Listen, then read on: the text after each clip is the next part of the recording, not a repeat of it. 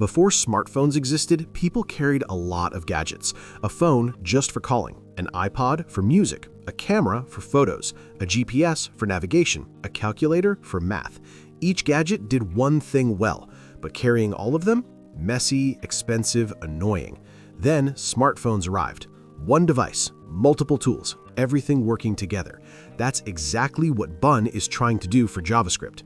Before Bun, JavaScript developers carried multiple tools: Node.js to run code, NPM or Yarn to install packages, Webpack or Vite to bundle files, Jest to test code. Each tool works, but setup? Painful, slow, confusing. Now enter Bun. Bun is like a smartphone for JavaScript. One tool that runs JavaScript, installs packages, bundles code, runs tests out of the box. No extra downloads, no extra fighting configs on day one. Just like a smartphone, phone app, music app, camera app, all pre-installed. Now let's talk about speed. Old gadgets were slow and limited. Smartphones became fast because they were built for modern hardware. Bun is built the same way. It's designed for today's machines, not for 2009 computers. That's why people say Bun is fast. Not magic, just modern design.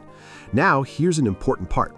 Smartphones didn't kill all gadgets overnight. Professional cameras still exist. Music studios still exist. Same with Bun.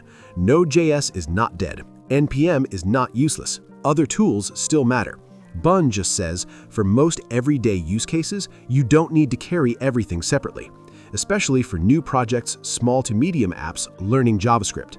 But smartphones also came with trade-offs: battery issues, app compatibility, ecosystem differences. Same with Bun. Not every package works perfectly yet. Not every edge case is covered, and that's okay. Bun is not here to replace everything. It's here to simplify the default experience.